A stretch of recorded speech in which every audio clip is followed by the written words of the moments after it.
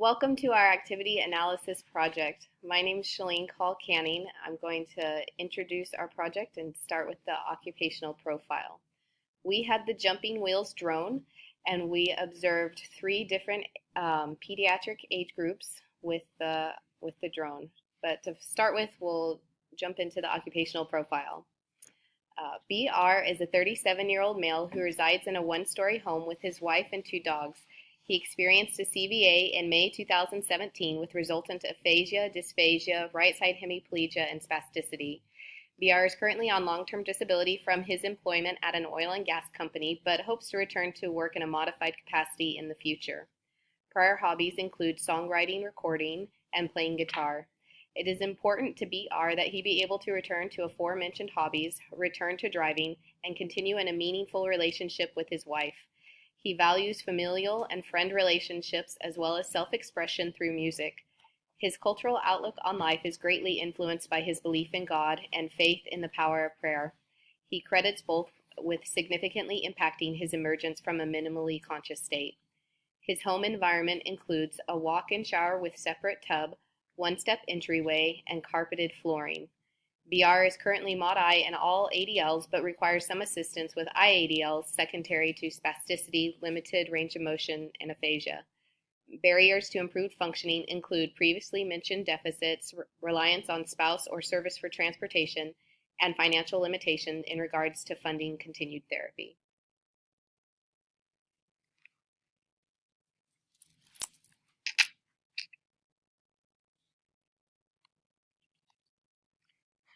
Hi, I'm Suzanne.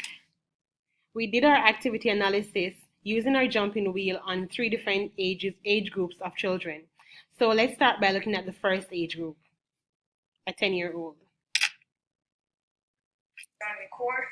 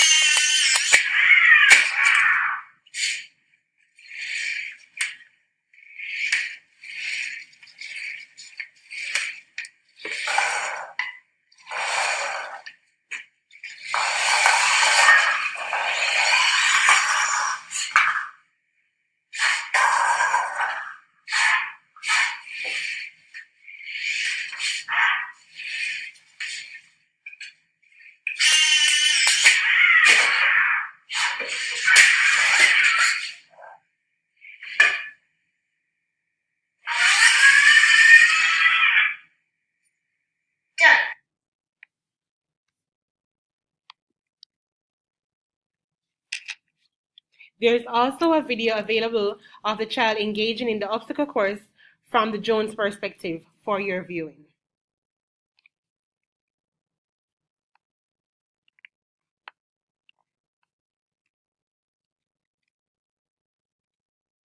Okay, now let's talk about the maturity level of the child engaging in the obstacle course. The jumping wheel is appropriate for children of all ages. The jumping wheel is built so that it can withstand various conditions and it is long-lasting, making it a suitable and safe toy for a 10-year-old and younger children. The drone is made simplified and easy to operate for play. JC is interested in taking pictures as offered by the jumping wheel's built-in camera technology. With this, JC is also able to take pictures and communicate with the camera due to its built-in design. For play participation, JC is interested in and values toys with high speed. The jumping wheel fulfills this interest. Okay, now let's take a look at the interest level or intrinsic motivation of JC participating in the obstacle course. JC was intrinsically motivated at various times to use the jumping wheel. He was engaged in leisure participation when initially introduced to the jumping wheel. At different times, JC planned and engaged in appropriate leisure activities with the jumping wheel, particularly when engaging in other occupational activities such as social participation with family and friends.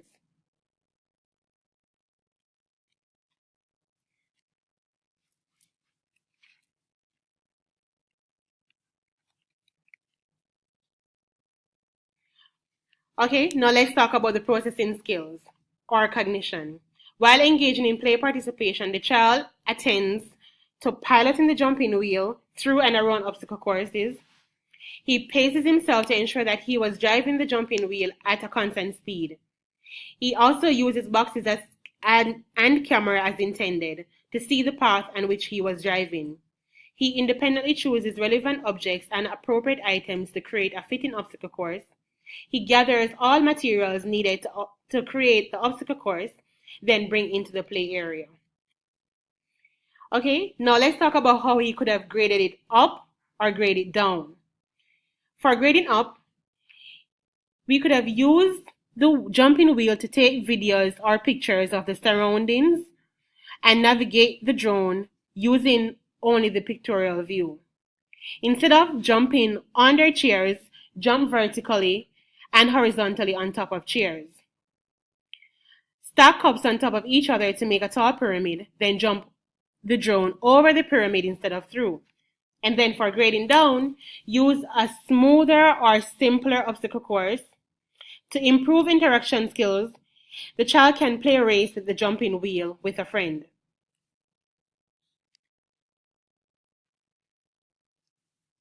Okay, and I'm Brianna, and I did my activity analysis over the 12-year-old child. So let's get started with the videos.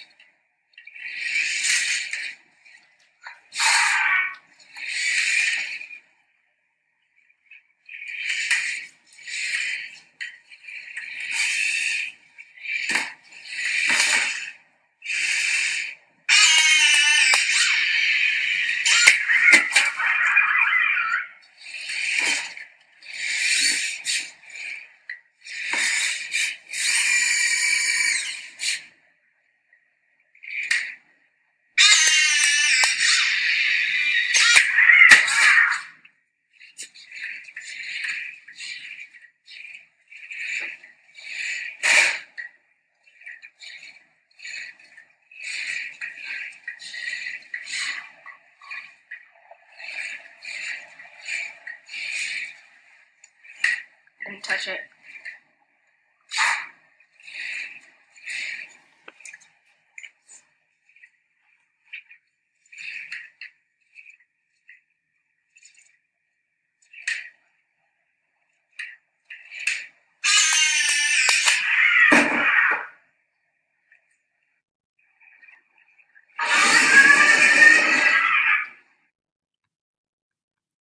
Okay.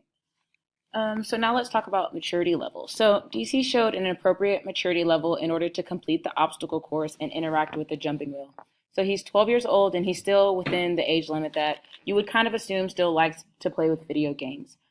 The obstacle course that he created was also appropriate for his age. He demonstrated components of creativity in creating the course, as well as using different components such as the different heights and different widths of the course for the jumping wheel to pass through.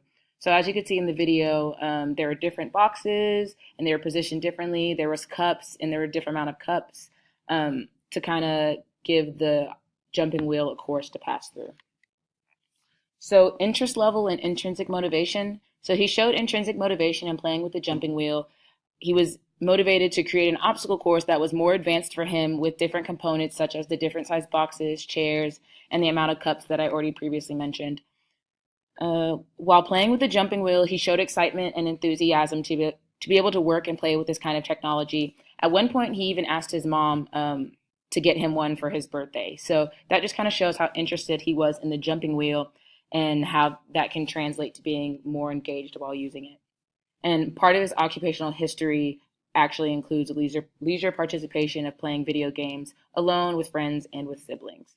So processing skills and cognition. So some of the motor skills he used were manipulating the phone or the controller by using dexterous finger movements. He was walking behind the jumping wheel, following its movement. He was able to endure the obstacle course without fatigue or mental fatigue. And he also positioned the boxes and cups in order to create an effective obstacle course for him. So some of the processing skills, he attended to the task. He was focused on the obstacle course and the jumping wheel. He chose what specific materials he wanted to be a part of the obstacle course and decided how to manipulate them into creating the obstacle course, as you could see. Sequences, so he set the obstacle course up in the manner that he chose and then follows it with the jumping wheel in the exact order of how he set it up. And then terminate. So he did this by completing different parts of the obstacle course and thus overall completing the whole entire obstacle course. So how to grade up and down. So to grade up, you could do this by timing how long it would take him to get through the obstacle course or setting a specific time limit and trying to get him to meet that mark. Have a stacking option part of the obstacle course where the jumping wheel would jump from box to box at different heights. So kind of like stairs would work in that aspect. And then utilizing more of the available options that the jumping wheel has in order to maneuver it differently. So that there's a tapping option, there's a spin to jump option, and just those kind of things. And so a way to grade down would be to just have one direction instead of several changing directions in the obstacle course. So as you could see, he went around an island in his kitchen, and you could just have it go straight if you wanted to grade it down. You could utilize only the driving option instead of utilizing both the driving option and jumping option. And then finally have a pre-set up course. So instead of allowing the child to make up their own obstacle course, have the therapist or whoever designate a setup course for them. Okay, my name is Chelsea Dennis, and I'm going to be talking about how a 14-year-old interacts with the drone. So we're going to watch the simple obstacle course that she set up. Okay, now go. Click it. Click. Go. Go.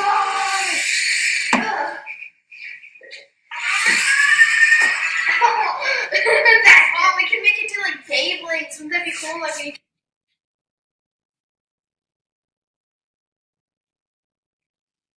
Okay, so as you can see, the obstacle course is really simple. She made like a runway with the cups and did a 360 turn at the end. For her maturity level, she demonstrates appropriate maturity level of a 14-year-old female who's not interested in video gaming. She required instructors for driving the drone by her younger brothers. And during the setup of her obstacle course, she shifts her attention to her cell phone to text with her friends, as communicating with her friends is really valuable to her. So some of the performance skills involved regarding motor skills, she positions herself in an effective distance from the activity. She demonstrates appropriate coordination of trunk, shoulder girdle, and hand muscles to effectively manipulate, hold, and stabilize objects during the activity. Some of the process skills that she uses, she attends to the obstacle course when navigating the drone. However, attention is shifted to her phone during her setup of the course. She handles the iPhone and obstacle course in an appropriate manner, and she responds appropriately to the spatial environment and alignment of the drone within the obstacle course. Her interest level or intrinsic motivation, she lacked motivation to engage with the activity. She composed a simple obstacle course and expressed lack of interest in video gaming. You can increase the difficulty by incorporating more turns and features of the drone, and you can decrease the difficulty level by involving her friends, so maybe she's more likely to engage. These are the social interaction skills that were involved for all three of them to participate together, which can be observed in the OTPF.